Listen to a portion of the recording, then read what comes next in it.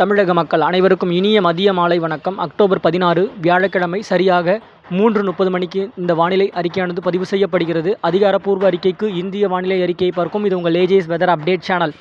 நம்ம சேனலில் கண்டிப்பாக நம்ம அறிவித்து கொண்டிருக்கின்ற இந்த அறிக்கைகள் ஒரு முழுமையான அறிக்கை மற்றும் நம்ம கொடுக்கக்கூடிய அறிக்கைகள் தெளிவாக நம்ம எந்தெந்த டைமில் எங்கே மழைப்பொழிவு, வடகிழக்கு பருவமழையின் துவக்கம் எப்பொழுது அப்படின்ற கொடுத்த அடிப்படையில் நம்ம கொடுத்த டேட்ஸில் இன்றைக்கு அதாவது நாம் நேற்றுக்கு அறிவிச்சிட்டோம். வடகிழக்கு பருவமழையின் துவக்கம் துவங்கி விட்டது, ஆனால் அதிகாரப்பூர்வமாக அவங்க அறிவிப்பாங்க அப்படின்ற மாதிரி சொன்னோம்.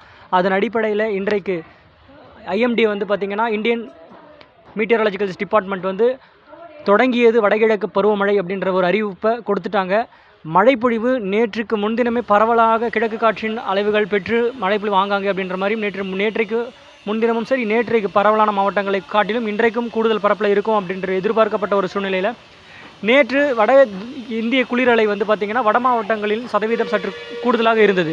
தமிழகத்தின் டெல்டா, அதாவது டெல்டா கரைக்கு வரைக்குமே, வடக்கு டெல்டா வரைக்கும், புதுச்சேரிக்கு மாநிலத்தின் ஒட்டிய பகுதிகள் வரைக்குமே நேற்றுக்கு காலை வேளையில் அந்த வெப்பநீராவி காற்று சற்று கூடுதல் பரப்பில் இருந்த காரணத்தால் பார்த்திங்கன்னா உங்களுக்கு மழைப்பொழிவு ஆங்காங்கே நல்ல ஒரு கூடுதல் பரப்பில் தென் மாவட்டங்கள்லேயும் சரி, டெல்டாவின் மத்திய பகுதிகள் அந்த இடங்களுக்கெல்லாம் உங்களுக்கு மழைப்பொழிவு கொடுத்த நிலையில் வட உள் மாவட்டங்கள் பொறுத்த வரைக்கும் வட குளிரலை வந்த காரணத்தால் நமக்கு காலை அதாவது வெப்ப உயர்வுக்கு பின்பு ஆங்காங்கே அப்படின்ற மாதிரி மேகம் கருத்து ஒரு கிழக்கு காற்றின் அலைவுகளால் மழை விட்டு அப்படின்ற மாதிரி இருந்திருக்க சூழ்நிலை இருக்கும். இப்போ இந்த நிகழ்வு நம்ம நேற்றைக்கு அறிவித்திருந்தோம். அதாவது இந்திய பெருங்கடலில் மற்றும் தென்கிழக்கு, அதாவது இலங்கைக்கு தென்கிழக்கு புறமாக நீடிக்கக்கூடிய இந்த நிகழ்வு சற்றே மேற்கு நோக்கி நகர்ந்து தற்பொழுது இந்திய பெருங்கடலில் நிலவி வரக்கூடிய ஒரு சூழ்நிலையில் நம்ம ஏற்கனவே சொல்லியிருக்கோம். தெற்கு அரைக்கோளத்தில் இருக்கக்கூடிய வெப்பநீராவி காற்றின் அளவுகளும் நமக்கு கிடைக்கப்பெறும் வரக்கூடிய மணி நேரங்கள் அப்படின்ற மாதிரி சொன்ன அடிப்படையில் நேற்றுக்கு நள்ளிரவு அதிகாலையிலாம் கடலோர மாவட்டங்களில் நல்ல மழைப்பொழிவும் எதிர்பார்க்கப்பட்டது.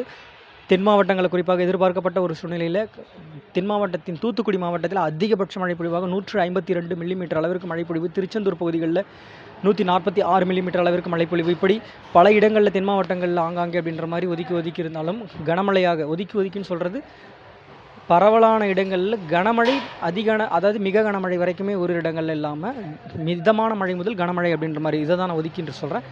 வடகிழக்கு பருவகால காலகட்டத்தில் பொறுத்த வரைக்கும் நமக்கு பரவலான மழைப்பொழிவு ஆங்காங்கே அப்படின்ற மாதிரி பெறக்கூடிய ஒரு சூழ்நிலைன்னு சொல்லலாம். ஒரு சில மாவட்டங்களில் இன்னும் தொடங்கக்கூடிய மழைப்பொழிவு தொடங்கவில்லை என்றால் அவர்களுக்கும் இனி வரக்கூடிய நாட்களில் கண்டிப்பாக மழைப்பொழிவு இருக்கிறது. பரவலான இந்த நிகழ்வு மெல்ல மெல்ல மேற்கு நோக்கி நகர்ந்து லட்சத்தீவை அடைந்து ஒரு தீவிரப்படுத்துகின்ற அதே வேளையில் அடுத்த நிகழ்வு நம்ம எதிர்பார்க்கப்பட்டது அந்தமானின் தெற்கு புறமாக ஒரு நிகழ்வு, சுமத்ரா தீவு அருகே ஒரு நிகழ்வு உருவாகி அதாவது தென் கிழக்கு வங்கக்கடல் பகுதின்னு சொல்லலாம். இது மெல்ல மெல்ல மேற்கு நோக்கி வடமேற்கு மத்திய பகுதிகளில் தெற்கு மத்திய பகுதியில் வரும்பொழுது இந்த வளிமண்டலத்தில் அதாவது தென்கிழக்கு புறமாக, இலங்கைக்கு தென்கிழக்கு புறமாக ஒரு மெலிந்த வளிமண்டல சுழற்சியோடு இணையப்பெற்ற ஒரு சுழற்சியாக இருக்கும் பொழுது நமக்கு மழைப்பொழிவு பார்த்திங்கன்னா அவ்வப்பொழுது கிழக்கு காற்றின் அலைவுகளும் வடகிழக்கு காற்றின் குளிர்விக்க அமைப்பும் நமக்கு ஒரு மழைப்பொழிவை ஏதுவாக கொடுக்கக்கூடிய ஒரு அமைப்பாக இருக்கும். இது மெல்ல மெல்ல தீவிரமடையும் பொழுது அதனுடைய வெட்டமெல்லாம் பார்த்திங்கன்னா சுருக்கி, அதாவது ஒரு டயாமீட்டர் சொல்லலாம், அந்த ரேடியஸ் எல்லாமே பார்த்திங்கன்னா சுருக்கி நல்ல ஒரு தீவிரமாக அப்படின்ற மாதிரி அமையப்பெறும் பட்சத்தில் நமக்கு மழைப்பொழிவு சற்று குறைய பெறுவதற்கான வாய்ப்பும் இருக்கிறது. ஆனால் படிப்படியாக ஆங்காங்கே அப்படின்ற மாதிரி மழைப்பொழிவுன்றது இந்த பக்கம் ஒரு நிகழ்வு இருக்கும். அப்போ அரபிக்கடல் ஒரு நிகழ்வு, இந்த பக்கம் ஒரு வங்கக்கடல் ஒரு நிகழ்வு இருக்கும் பொழுது நமக்கு வெற்றிடமாக இருக்கக்கூடிய தமிழகத்தை நிரப்பதற்கு மேற்கற்று கிழக்கற்று சந்திப்பு ஏற்படுத்தி ஓரிரு இடங்களில் வெப்பச்சலன இடிமலை போல அப்படின்ற மாதிரி அந்த ஒரு அமைப்பு இருக்கும். இது என்னுடைய ஒரு சில வார்த்தைகள் சொல்கிறது. இந்த அமைப்பு இப்படி இருந்தால் அப்படின்ற மாதிரி இதுக்காக சொல்ல வருது. ஆனால் இப்போ அதில் கணினி சார்ந்த ஒரு அலைவுகள் காட்டக்கூடிய ஒரு அமைப்புன்னு பார்க்கும்பொழுது இந்த நிகழ்வு தீவிரமடைந்து கண்டிப்பாக நம்ம எப்பவுமே ஒரு நிகழ்வு மிக தீவிரமாக அடையும் பொழுது அது வடக்கு நோக்கி செல்லக்கூடிய ஒரு தருணமாக இருக்கும். உயரழுத்தத்தின் தாக்கங்கள் இருந்தால் மட்டுமே தெற்கு நோக்கி தள்ளப்படும். தற்பொழுது பெரிதளவுக்கு உயரழுத்தமோ தாக்கம் அப்படின்ற மாதிரி இருக்காத ஒரு சூழ்நிலைன்னு சொல்லலாம். இந்த நிகழ்விற்கு எந்த அளவுக்கு வெப்பம் கிடைக்கப்பெற்று அது தீவிரமடைய போகிறது அப்படின்றத நம்ம பொறுத்திருந்து பார்க்கணும். ஓரளவுக்கு தீவிர புயல், அதிதீவிர புயல் அப்படின்னும் பொழுது நமக்கு வடக்கு நோக்கி சொல்லும். அது தீவிர மண்டலம் வரைக்குமே செல்லக்கூடிய ஒரு தருணமாக இருந்தால் தமிழக கரை அருகே ஒட்டி நமக்கு செல்வதற்கான ஒரு வாய்ப்பு இருக்கிறது. இப்போ தமிழகத்தில் மழைப்பொழிவு பொழியக்கூடிய ஒரு சூழ்நிலையால் தமிழக கரையோரத்தை ஒட்டிய பகுதிகளில் சற்று குளிர்ந்த பரப்பாக அப்படின்ற மாதிரி செல்லக்கூடிய ஒரு வானிலை அமைப்பு, அதாவது கடல் சார்ந்த ஒரு வானிலை இருக்கும். அது வெப்பமழை. ஸோ இந்த வெப்பம் எங்கே கிடைக்கப்பெறுதோ அதை பொறுத்து தான் அதோட மூமெண்ட் இருக்கும். அப்படின்னும் பொழுது நம்ம கரையோர பகுதிகளில் வெப்பம், இந்த நிகழ்வு அந்த வெப்பத்தை ஈர்த்து ஆங்காங்கே அப்படின்ற மாதிரி அந்த பொசிஷனை மாற்றி அமைக்கும். ஸோ நம்ம கரையோர அருகே அப்போ வந்து வெப்பம் குறைந்து காணப்பட்டால் கண்டிப்பாக நிகழ்வு நம்மை நோக்கி வராமல் அது அப்படியே வடக்கு நோக்கி அப்படின்ற மாதிரி திரும்பக்கூடிய ஒரு சூழ்நிலை இருக்கும். இது நம்ம ஏற்கனவே நம்ம எதிர்பார்த்த இடங்கள் பார்க்கும்போது நெல்லூருக்கு அருகே கரை கடக்கும் என்று எதிர்பார்க்கப்பட்டது. இன்னும் தீவிரமடைந்தால் அதற்கும் வடக்கு புறமாக செல்லக்கூடிய ஒரு வாய்ப்பும் அப்படின்ற மாதிரி ஏற்பட்டிருக்கிறது.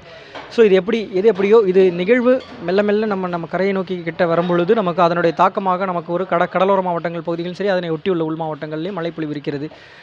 குறிப்பாக டெல்டா முதல் சென்னை வரைக்கும் இருக்கக்கூடிய ஒரு பகுதிகளுக்கு நல்ல ஒரு மழை வாய்ப்பாக அமையப்பெறும் வாய்ப்பும் இருக்கிறது. வட தமிழகத்தை பொறுத்த வரைக்கும் இந்த ஆண்டு நல்ல ஒரு சிறப்பான மழைப்பொழிவு அப்படின்ற மாதிரி நம்ம ஏற்கனவே எதிர்பார்த்து நம்ம கூறியிருக்கிற நிலையில் நம்ம அறிக்கையில் இன்றைக்கு ஐஎம்டி ரிப்போர்ட்ஸ்னு சொல்லியிருக்காங்க.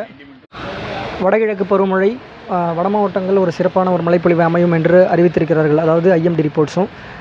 இது அடுத்து வரக்கூடிய ஒரு 48 மணி நேரத்திற்கு மழைப்பொழிவின் தீவிரம் சற்று அதிகரித்து காணப்பட்டாலும் அடுத்த நிகழ்வின் வருகை சற்று தாமதம் ஏற்படும் பட்சத்தில் நமக்கு அதனுடைய இருகாற்று இணைவுகள் ஈர்ப்பின் அது தாமதமாக இருந்தால் நமக்கு மழைப்பொழிவு சற்று தீவிரம் குறைந்து காணப்படுகின்ற ஒரு சூழ்நிலையாக இருக்கும். ஆனால் 20 தேதிக்கு பிறகு மீண்டும் மழைப்பொழிவு ஆங்காங்கே அப்படின்ற மாதிரி பதிவாகக்கூடிய ஒரு வாய்ப்பு இருக்கிறது.